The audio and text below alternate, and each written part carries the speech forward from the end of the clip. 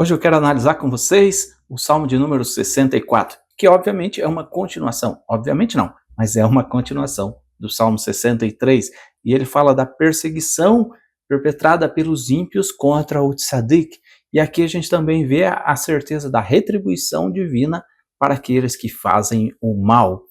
Bom, quer saber mais? Continue conosco, mas já vou pedir desde já que você deixe seu like.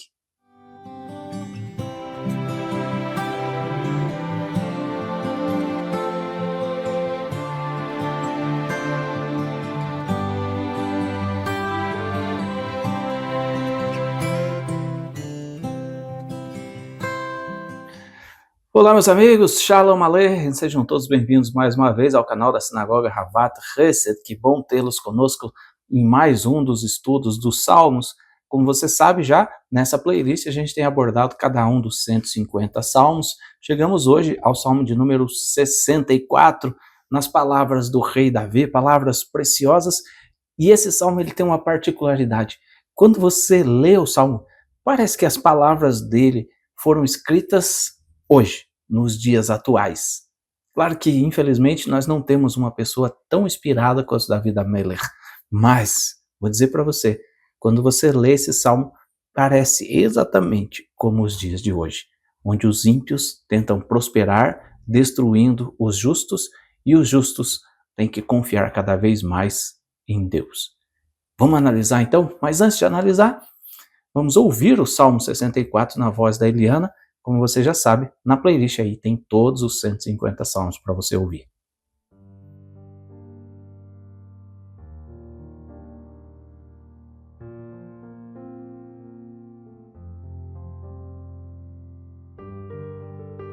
Salmo 64. Ao mestre do canto, um salmo de Davi. Ouve, ó Eterno, minha voz, quando expresso meu lamento. Do temor ao inimigo, preserva minha vida. Oculta-me do conluio dos perversos e da conspiração dos ímpios, que afiam suas línguas como espadas e como flechas disparam suas palavras cheias de veneno para alcançar de emboscada o inocente, para sem remorso atingi-lo. Obstinam-se em sua maldade, conspiram para instalar armadilhas e dizem: quem as perceberá? Diligentemente buscam pretextos para intrigas, nos pensamentos do ser humano e no fundo dos corações. Mas o Eterno contra eles dispara uma flecha e de pronto os fere. Sua própria língua lhes provocará o fracasso. Todos menearão com desprezo suas cabeças.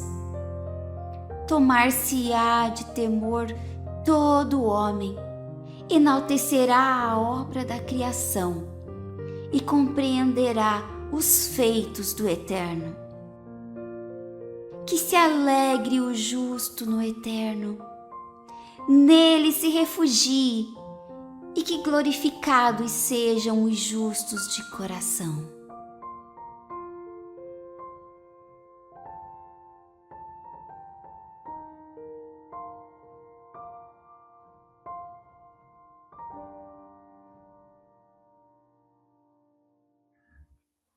Agora sim, tendo ouvido o Salmo, é bom lembrar, nós temos usado a versão da Chabad. Então você coloca aí Salmo 64, Chabad, que você vai encontrar exatamente a versão que nós temos utilizado.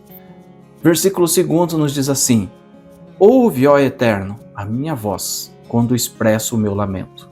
Do temor ao inimigo, preserva a minha vida. O que a gente aprende aqui? Bom, Davi aqui começa expressando o seu sofrimento, a sua lamentação diante de Deus. Mas o que chama a atenção de forma mais acentuada para nós é a frase: do temor ao inimigo preserva a minha alma. O que a gente aprende a partir dessa frase? A nossa vida, a nossa fé, ela não deve ser baseada no medo, baseada no temor, no tremor, ou ser adaptada ao medo de alguém mau. Então vou explicar para vocês. Medo daquilo que o inimigo possa fazer para nós. Por exemplo, muitas pessoas tentam ensinar seus filhos, dizendo que você deve obedecer tal coisa, fazer tal coisa, porque senão, o que vai acontecer? O diabo vai vir e vai te fazer muito mal para você, vai te destruir. Ora, você está ensinando a criança a obedecer a Deus ou a ter medo do diabo? Quando você age dessa forma, você amedronta, e especialmente as crianças, e incute nelas não o temor a Deus, mas o medo do diabo.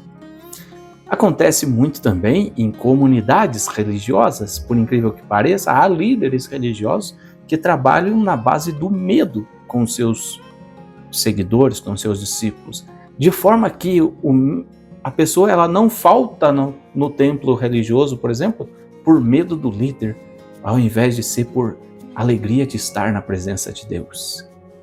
Olha, se você não vier no culto, se você não vier no serviço na sinagoga, se você não vier, vai acontecer tal coisa sobre você. E aí a pessoa vai porque ela está com medo, e não por alegria de servir a Deus. Isso é ruim, né? Alguns pais, por exemplo, ensinam seus filhos usando esse mesmo método, o que obviamente é muito negativo. Olha, se você fizer tal coisa, a polícia vai bater aqui em casa e vai levar você preso. Você já falou isso para o seu filho? Você criou nele o quê? O medo da polícia? E aí seu filho cresce com a percepção de que a polícia bota medo na pessoa. E não é isso. Nunca deveria ser. Você podia ensinar seu filho de uma forma diferente. Olha, se você fizer tal coisa, a polícia não vai bater. Sabe por quê? Porque a postura correta vai atrair a admiração das pessoas. Vai atrair o respeito das pessoas por você. A sociedade vai te respeitar, todas as pessoas vão te respeitar porque você age corretamente, porque você procura fazer o que é certo. E adivinha, se você fizer assim, não tem o que temer. A polícia vai passar e vai te dar bom dia, não vai te prender. Você não precisa se importar com a polícia. Quando a polícia passar, você não precisa se esconder. Quando você age correto, você atrai o bem para si. Essa é a maneira correta de ensinar as crianças. O temor a Deus. Saber que, como disse Davi, Davi, nesse verso, Davi expressa o seu lamento diante de Deus. Saber que Deus está aqui, que Deus está próximo de nós, que Ele pode nos auxiliar, que Ele pode nos acolher, que Ele pode nos propor um caminho de justiça. Essa é a melhor maneira de ensinar. Mas Davi, ele está mostrando exatamente isso para nós no conceito mais profundo.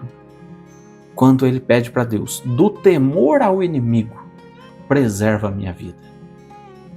Livra a minha vida de viver baseado no medo das pessoas, no medo daqueles que me perseguem. A minha vida tem que ser baseada na honra e no respeito e no temor a Deus. Sua vida é assim? É assim que você ensina os seus filhos? É assim que devia ser? É assim que devia ser. Para que a gente não crie filhos com medo de Deus, ou com medo do que Deus pode fazer ao puni-los, mas com a alegria de estarem na presença de um Deus cuidador e amoroso. Essa é toda a diferença.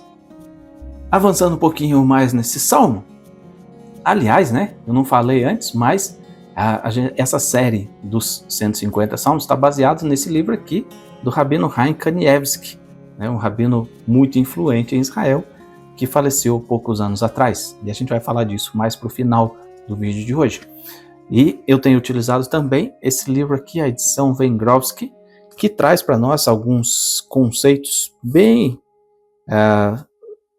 em síntese, bem curtos, que trazem para nós o direcionamento daquilo que a gente deve entender. Por exemplo, no versículo 6º, o Salmo 64 nos diz assim: obstinam-se em suas maldades, conspiram para instalar armadilhas e dizem: quem as perceberá? O que a gente aprende com isso? Bom, de acordo com a edição Vengrosky, Radak, Rabino Davi Kimhi, ele interpretava esse versículo dizendo assim: não temem que sua maldade oculta seja exposta. E aqui a gente começa a ver que esse salmo tem tudo a ver com os dias em que nós vivemos, onde os ímpios já não se importam mais em fazer as coisas de forma escondida. A promiscuidade toma conta da nossa sociedade, ela passa na TV como uma coisa boa. Já ninguém se esconde mais na sua promiscuidade, né? Elas já não se importam e passa a ser bonito fazer o que é errado. Os criminosos, eles vão à TV e dão entrevistas. Eles já não têm mais medo, de serem percebidos. Os ímpios já não se importam mais em fazer as coisas de forma escondida, e isso a gente vivencia todos os dias na nossa sociedade. Quando políticos, por exemplo, roubam descaradamente a sociedade, a população, eles mentem. Sabe por que eles fazem isso? Porque nada vai acontecer com eles. Então eles não se importam. Eles não se importam. Eles não têm medo mais. Isso mostra uma sociedade absolutamente doente. Uma sociedade enferma. Quando os maus já não escondem mais os seus propósitos. E infelizmente, essa sociedade enferma é o que a gente vivencia nos dias atuais. Versículo 7 deixa ainda mais claro isso. Salmo 64, 7 nos diz: diligentemente, está falando dos ímpios, diligentemente, ou seja, com diligência, constantemente, diligentemente, buscam pretextos para intrigas nos pensamentos do ser humano e no fundo dos corações. De novo, eu digo para vocês, é impressionante como um salmo escrito há 3.000 anos atrás, mais de 3.000 anos atrás, pelo rei Davi, parece ser tão atual, ao dizer que os maus vivem se dedicando a buscar pretexto só para causar intriga no fundo dos corações alheios. Fofoca, cria dúvida na mente das pessoas. Casais se separam, sabe por quê? Porque alguém está criando uma dúvida, como diz o termo comum, botando uma pulga atrás da orelha. Olha, seu marido está fazendo coisa errada. Olha, quando você sai trabalhar, sua esposa está fazendo coisa errada. E aí o marido vai trabalhar preocupado. O que será que a minha esposa está fazendo? Esse tipo de intriga é o que o ímpio faz. Causando intriga para, no fundo do coração das pessoas, criar esses pensamentos negativos. Nós não devemos viver dessa forma. A Torá nos diz que a gente não deve andar como um mexeriqueiro, se envolvendo na vida dos outros, se metendo na vida dos outros de forma inadequada. E aí a gente olha a diferença do tzadik para o ímpio. O ímpio, ele está constantemente olhando na vida dos outros, cuidando para ver, não cuidando de cuidado, cuidando de, deixa eu ver se eu posso me aproveitar disso. E aí ele planta uma sementinha ruim na mente das pessoas. Olha, seu filho está fazendo tal coisa. E você começa a desconfiar de seu próprio filho. Olha, sua filha tá tal situação lá, hein? Se eu fosse você, eu ficava esperto. E aí eles criam intrigas. Esses são os ímpios. E eles estão presentes a cada dia na nossa sociedade. Não por acaso. Em todos os canais de TV no nosso país existem programas de fofoca. Pode olhar. Todos os canais de rede aberta da nossa TV têm programas de fofoca. Na maioria das vezes, um homossexual e uma mulher estão ali fazendo fofoca da vida alheia. E é isso que atrai as pessoas no dia de hoje. Será que isso agrada a Deus? Obviamente que não.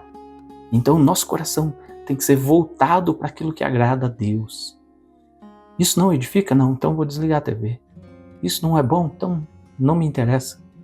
Não é porque a gente tem medo, é porque isso faz mal. Não, por acaso no nosso país existe um programa famoso, Big Brother, né? Que ano após ano ele se renova com intrigas, em que as pessoas ficam paradas na frente da TV para ver o que acontece na vida dos outros. Que triste, que ruim esse tipo de coisa, mas essa é a sociedade atual. Vamos mudar um pouquinho de assunto? Deixa eu falar com vocês dentro do conceito do Rabino Chaim Kanievsky, usar o livro dele agora aqui, para falar sobre o Salmo 64. E aqui a gente tem uma história muito interessante, né? Não tem nada a ver com esse assunto que eu estava abordando até aqui, e a gente precisa mudar um pouco o contexto. Salmo 64:10 nos diz assim: tomar-se-á do temor todo homem, enaltecerá a obra da criação e compreenderá os feitos do Eterno. Veja, aqui existem alguns passos importantes. Tomar-se-á do temor todo homem. Aqui o salmista está falando do futuro, quando todos os homens terão o temor de Deus. Enaltecerá a obra da criação, compreenderão a grandeza da criação divina e enaltecerão, irão entender a vontade de Deus, compreenderá então os feitos do Eterno. Então a primeira coisa para a gente entender a vontade de Deus, tudo aquilo que Deus criou, o primeiro passo é o quê? Tornar-se um homem de temor ao Eterno. Isso faz a gente voltar lá no começo do Salmo, né? Quando a gente tem o temor do Eterno, não o medo do mal, mas o temor, a alegria, o anseio de estar na presença de Deus, o reconhecimento de Deus. E aí o livro nos traz uma pequena história muito interessante, de Siyata de Shimaiah. Vai falar um pouco sobre o Rabino Chaim Kanievsky quando ele estava escrevendo um livro, seu primeiro livro ali sobre, dentro da kasherut, se o gafanhoto, qual tipo de gafanhoto era kasher ou não. E aí o livro nos traz um relato de que um dos netos do Rabino Chaim Kanievsky veio e perguntou para ele: tem muita história sobre o gafanhoto, eu quero que você conte para mim a história e tal.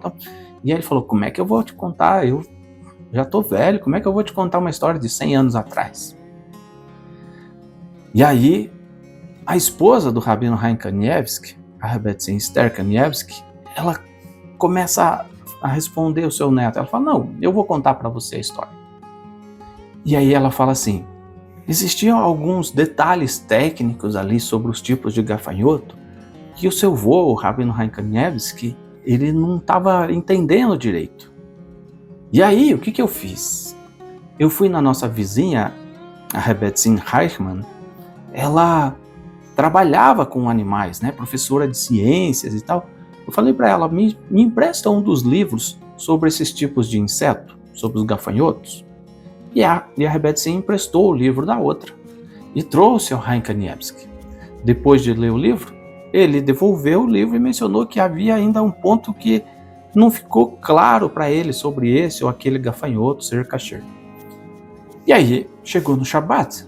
Quando chegou no Shabat, no meio da refeição, um gafanhoto de repente entrou pela casa, voou pela janela ali e pousou na mesa onde eles estavam fazendo a refeição. Rabino Chaim Kanievsky então olhou para esse gafanhoto. Depois de alguns instantes, esse gafanhoto voou de volta pela janela. E aí o Chaim Kanievsky disse: Baruch Hashem, agora eu entendi claramente o ponto que eu estava lutando. E aí a Rebbetzin estava sentada, bem ali na mesa, né, quando essa história aconteceu. E ela diz assim: eu posso dizer para você que eu nunca antes tinha visto uma coisa dessa. Que um gafanhoto entrasse, de repente, pela janela da nossa casa e pousasse na mesa do Shabat. E depois o gafanhoto voasse. Foi claramente enviado dos céus para ajudar o Rabino Chaim Kanievsky nos seus estudos. E interessante essa história, né? E aí ela continuou. Certa vez, ela já traz uma continuação da história, né? Falando pro seu neto, ela fala assim: certa vez, um jovem veio até o Rabino Chaim Kanievsky para pedir perdão para ele. Ué? Diz a história que esse jovem estava estudando numa yeshiva E eles estavam aprendendo justamente aquele capítulo que fala do gafanhoto, qual gafanhoto é kosher, qual não era e tal. E no decorrer dos seus estudos ali, o professor, né, que estava instruindo, repetiu a história do gafanhoto lá do Rabino Chaim Kanievsky. E aí aquele jovem não acreditou, começou a zombar, começou a achar engraçado, né? Não, isso aí é papo furado, mas é um midrash, né? E aí ele falou assim, ao buscar o Rabino Chaim Kanievsky, ele fala, no meu coração, eu zombei da história. E aí ele falou assim, eu não conseguia acreditar que em nossos dias,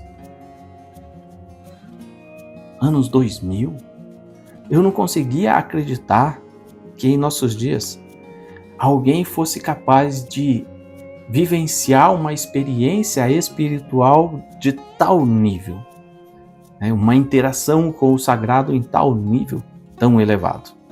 Presumi que toda essa história, então, fosse um exagero, né? Na melhor das hipóteses, isso era um exagero que o mestre estava contando. Mas que provavelmente era uma invenção. Não era um exagero, era uma invenção. Na minha mente, eu considerei dessa forma. Mas olha o que acontece. Depois da aula, aquele jovem voltou para casa, obviamente. E quando ele voltou para casa, o quarto dele estava infestado de um monte de gafanhotos. Aí não tinha nenhum outro cômodo da casa com gafanhotos, só no quarto daquele jovem.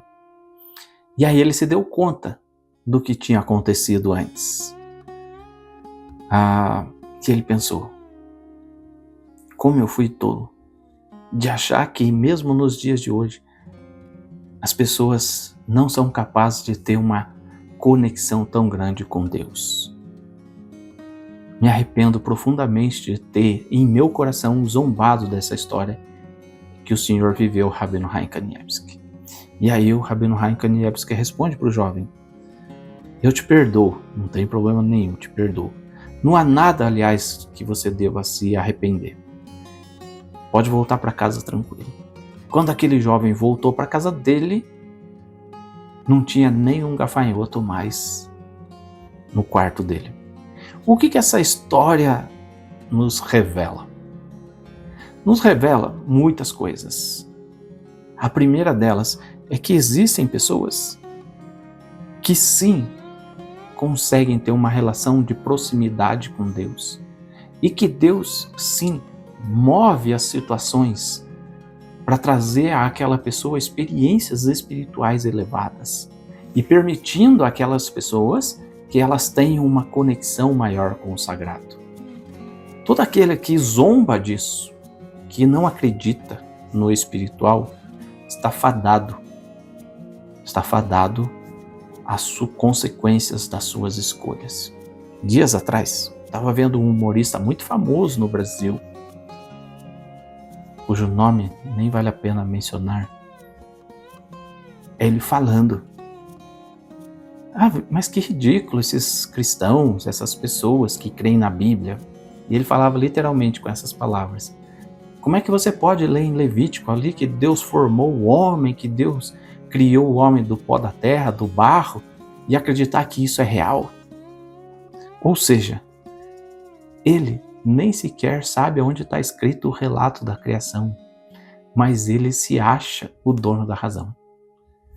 Esse aí é o problema. Sabe, os ímpios, quando fazem o mal, eles já não escondem. Esse é o tipo de ímpio que já não esconde seus maus intentos. Ele nem sabe que o relato da criação está em Gênesis, mas ele abre a boca e acha engraçado, e isso é compartilhado na TV com centenas, milhares, milhões de pessoas. A zombaria sobre aqueles que leem a Bíblia. Que triste olhar e ver que pessoas ainda acham interessante. Olha que legal isso, né? Quando outros comediantes, né? Canais que zombam da fé. Né? São pessoas totalmente distantes da vontade de Deus. Mas não apenas distantes da vontade de Deus. Eles são pessoas que querem, em seus propósitos, tentar fazer com que eu e você nos afastemos da presença de Deus, zombando de Deus. Rav Chaim Kanievsky teve uma experiência com Deus.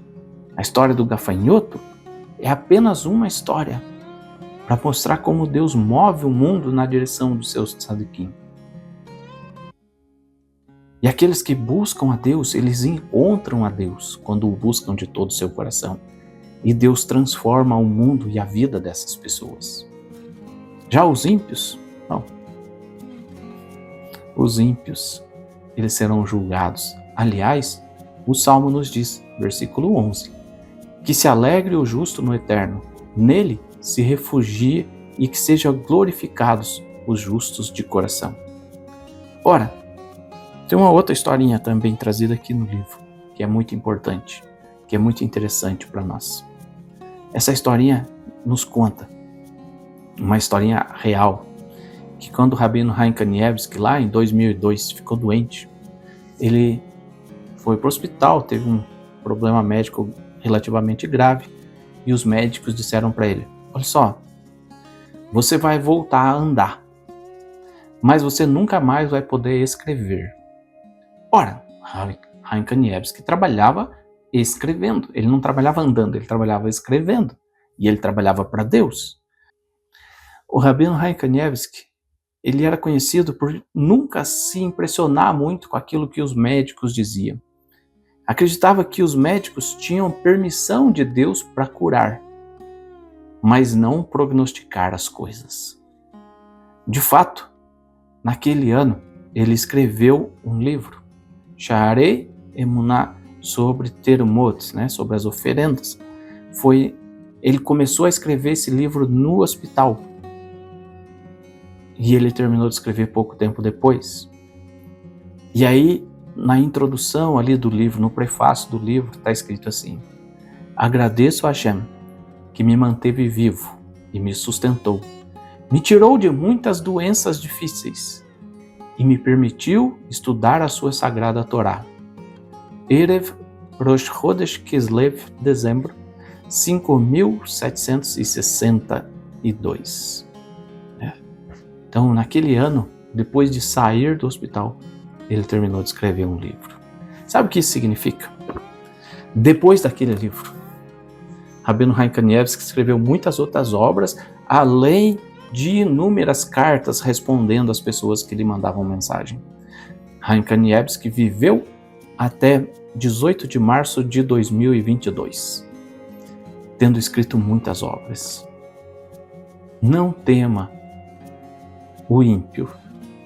Não viva, não construa a sua fé com medo, mas construa a sua fé através do temor e da relação de intimidade com Deus. E quando você viver essa intimidade com Deus, mesmo que os médicos digam que você vai viver 6 meses, 1 mês, Hasbe Shalom, que Deus permita que isso nunca aconteça, mas ainda que os médicos digam algo assim, saiba que a resposta definitiva das suas dificuldades vem de Deus. Deus deu aos médicos o dom de curar pessoas. Baruch Hashem pela vida de todos os médicos. Mas Deus não deu aos médicos a permissão de dizer quem vive e quanto tempo viverá.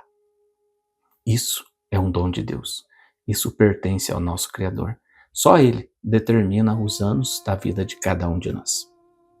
Espero que você tenha sido edificado, que a sua fé possa ser edificada e que você, se em algum momento trabalhou na educação de seus filhos com base no medo do mal, é tempo de mudar. Comece a trabalhar a educação deles e talvez a sua própria emuná, não com o medo, mas com a alegria de escolher servir ao Eterno, como Davi. E aí, com certeza, como Davi, você vai poder derramar a sua angústia, o seu sofrimento diante de Deus, sabendo que Ele te ouve e que Ele é aquele que vai trazer cura a todos nós. Se você gostou, deixe seu like, compartilhe com outras pessoas para que elas também possam viver uma emuná viva e vibrante e que Deus possa permitir a você a bênção de, quem sabe, experimentar ver o gafanhoto entrar na sala da sua casa como uma resposta vinda direto do altar de Deus para a sua vida. Grande abraço, Shalom, até a próxima.